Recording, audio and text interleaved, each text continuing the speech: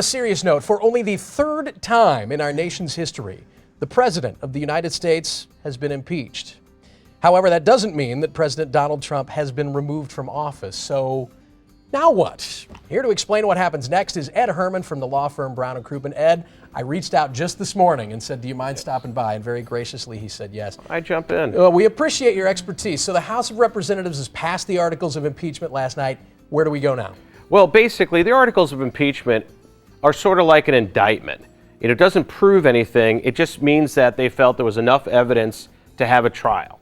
And so now there will be a trial, but it'll be done in the Senate, not like in a regular courtroom. But the Supreme Court Chief Justice will preside over it. And basically, the House of Representatives will choose what they call House managers, but those are basically like the prosecutors. And they will present evidence to the Senate. The Senate will act as the jury.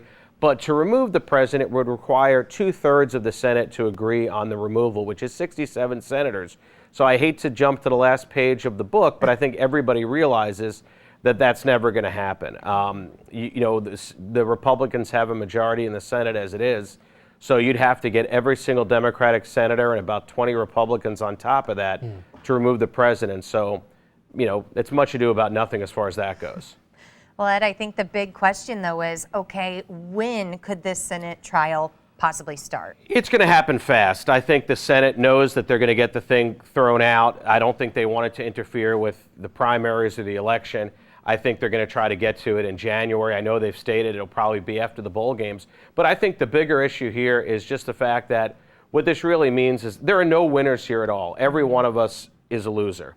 And our government is kind of broken because if you do believe in the president, then that means that half of this country pursued a corrupt course of action, and that means our government's broken. If you do believe in the Democratic side, then that means we have a corrupt administration that's been supported by his entire party, in which case the government's still broken. So either way, we're all losers and we have a broken government. Yeah, and as you said, at this point, things have basically been split right down party lines. Yeah. So to say we're divided is no understatement. Ed, thank you very much for the expertise. We appreciate it.